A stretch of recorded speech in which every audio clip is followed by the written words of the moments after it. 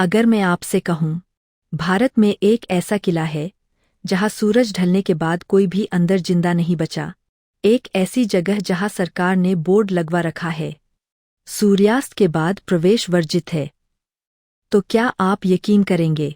राजस्थान के अलवर जिले में बसा भानगढ़ किला न सिर्फ भारत बल्कि एशिया की सबसे भूतिया जगहों में गिना जाता है। कहते हैं यहाँ की हवाओं में चीखें गूंजती है, दीवारों से परछाइयाँ झांकती है, और अगर आप रात में यहाँ रुक गए, कभी लौटकर नहीं आते। भानगढ़ किले का निर्माण सन 1573 में किया गया था। भारत के राजस्थान राज्य में स्थित एक ऐतिहासिक 16वीं शताब्दी का किला है। यह अपनी भूतिया कहानियों और रहस्यों के लिए प्रसिद्ध है, जिसे अक्सर भारत की सबसे भूतिया जगह कहा जाता है। यह अलवर जिले में अरावली पहाड़ियों की सरिस्का रिजर्व की सीमा पर स्थित है। राजा भगवानदास ने अपने बेटे माधो सिंह के लिए इस भव्य किले को बनवाया था। कहा जाता है कि उस दौर में भानगढ़ एक समृद्ध और सुंदर नगरी थी, जहां मंदिर, महल, बाजार और हवेलियां सब कुछ था। भूगोल और संरचना। भानगढ़ किला अरावली पहाड़ियों की तलहटी में एक ढलान वाली जमीन पर स्थित है। इसके निकटतम गांव का नाम गोला का बास है। किले के भीतर राजा के महल के खंडहर पहाड़ियों के निचले ढलान पर देखे जा सकते हैं। परिसर में एक तालाब क्षेत्र भी है जो पेड़ों से घिरा हुआ है, और एक प्राकृतिक धारा इस तालाब में गिरती है। किले के प्रवेश द्वार से एक पूरी तरह से खंडहर हो चुके शहर में प्रवेश किया जा सकता है, जहां मंदिर, महल और हवेलियां स्थित है। किले में प्रवेश के लिए 4 और बिंदु भी है, जिनमें Lahori gate, Ajmeri gate, Phulbari gate और दिल्ली गेट शामिल है। मुख्य द्वार के प्रवेश पर कई महत्वपूर्ण हिंदू मंदिर हैं, जो इस स्थान की धार्मिक विरासत को दर्शाते हैं। इनमें हनुमान मंदिर, गोपीनाथ मंदिर, सोमेश्वर मंदिर, केशव राय मंदिर, मंगला देवी मंदिर, गणेश मंदिर और नवीन मंदिर शामिल है। गोपीनाथ मंदिर विशेष रूप से उल्लेखनीय है क्योंकि इसे 14 फीट ऊंचे चबूतरे पर बनाया गया है और इसकी नक्काशी के लिए पीले पत्थरों का उपयोग किया गया है। हनुमान और शिव महादेव को समर्पित मंदिर पारंपरिक मंदिरों की शैली में नहीं बल्कि छतरियों, सेनोटाफ्स की शैली में बनाए गए हैं। इनके निर्माण में झिरी संगमरमर का उपयोग किया गया है। मंदिर परिसर के पास ही पुजारी का निवास स्थान, जिसे पुरोहित जी की हवेली कहा जाता है, स्थित है।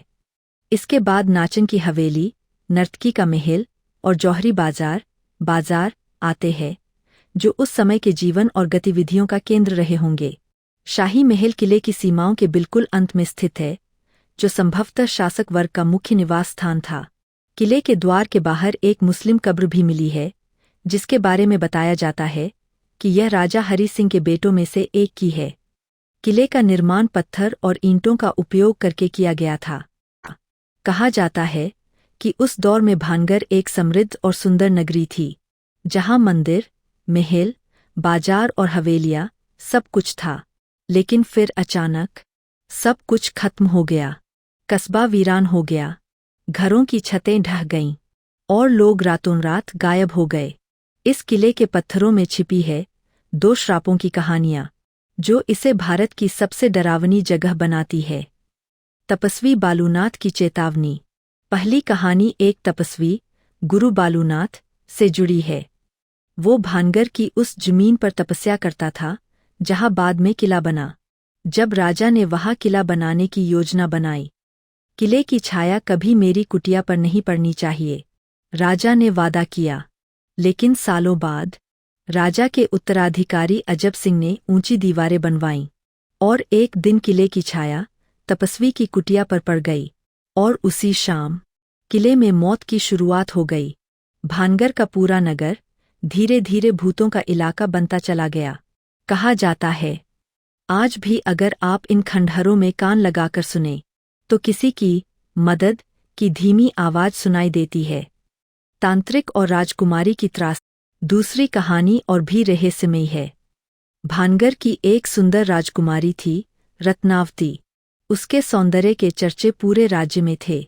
उसी राज्य में एक काला जादूगर भी रहता था, जो रत्नावती से पागलों की तरह प्रेम करता था। एक दिन उसने रत्नावती के इत्र में एक वशीकरण औषधि मिला दी, लेकिन राजकुमारी को शक हो गया। उसने वो बोतल पास की चट्टान पर फेंक दी, चट्टान लुढ़की और सीधे उस तांत्रिक को कुचलती चली गई। मरते मरते उसने पूरे राज्य को शाप दे दिया। यह राज्य कभी खुश नहीं रहेगा, सब बर्बाद हो जाएगा। और उसके बाद भानगढ़ धीरे धीरे वीरान हो गया। भूतिया घटनाएं और सरकारी चेतावनी।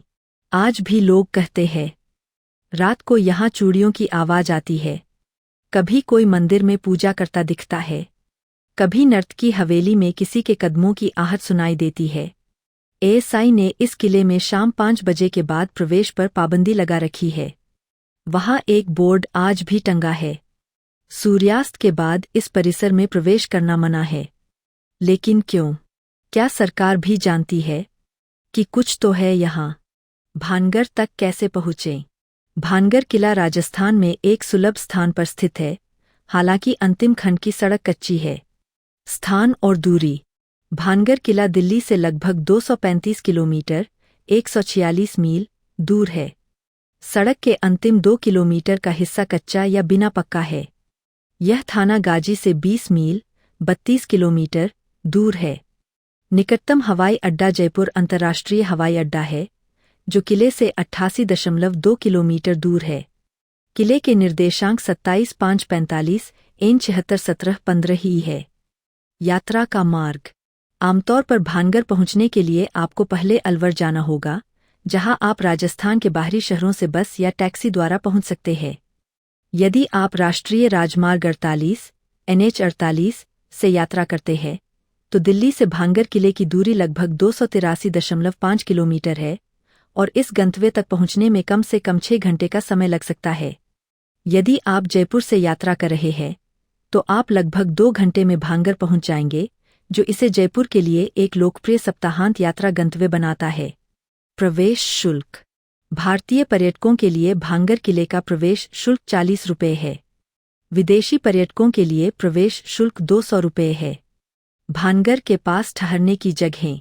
चूंकि किले में रात भर रुकने की अनुमति नहीं है, इसलिए पर्यटकों के लिए सबसे अच्छा विकल्प भानगढ़ के आसपास के शहरों में ठहरना है।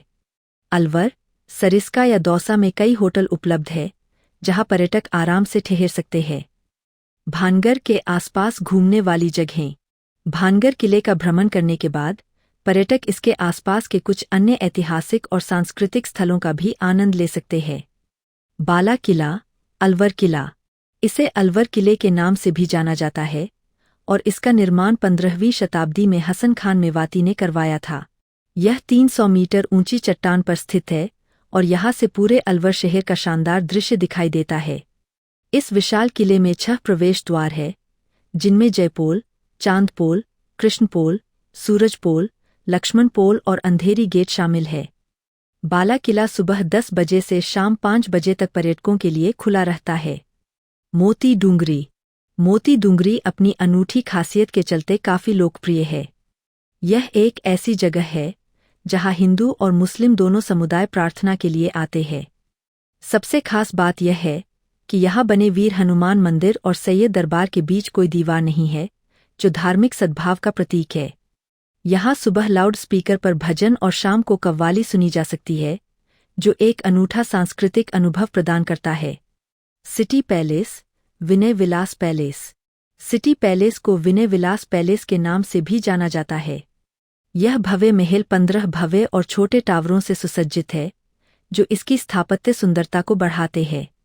महल के भीतर एक बहुत सुंदर संग्रहालय भी है, जिसे हर पर्यटक को देखने की सलाह दी जाती है, क्योंकि इसमें स्थानीय इतिहास और संस्कृति से संबंधित मूल्यवान कलाकृतियां हो सकती है। सिटी पैलेस सुबह 10 बजे से शाम 4 बजे तक खुला रहता है, जिससे पर्यटकों को इसकी सुंदरता और इतिहास का पता लगाने के लिए पर्याप्त समय मिलता है। सच्चाई क्या है? भ्रम या डर? कुछ लोग कहते हैं, ये सब सिर्फ कहानियां हैं, शायद एक टूरिज्म ट्रिक। लेकिन अगर ये सिर्फ कहानियां हैं, तो फिर 400 साल से वीरान ये किला हर रात डर क्यों बन जाता है? यहाँ के स्थानीय लोग आज भी उस जगह के पास अंधेरे में नहीं जाते। तो क्या भानगढ़ सिर्फ एक ऐतिहासिक किला है, या फिर एक ऐसा श्रापित स्थान जहां आत्माएं अब भी भटक रही है? ये फैसला अब आप करें। और अगर कभी आपको मौका मिले, तो दिन में जाइए, लेकिन सूरज ढलने से पहले लौट आइए। क्योंकि भानगर में रात किसी को नहीं बख्शती। तो इस वीडियो को लाइक जरूर करें, कमेंट में बताएं क्या आप कभी भांगर गए हैं, और ऐसे ही रहस्यों से पर्दा उठाने के लिए चैनल को सब्सक्राइब करें और वीडियो को अपने दोस्तों के साथ शेयर करना ना भूलें, क्योंकि हर सच के पीछे छिपा होता है एक अधूरा राज। और हम लाते हैं हकीकत दस्तावेज के पन्नों से वो राज आपके सामने।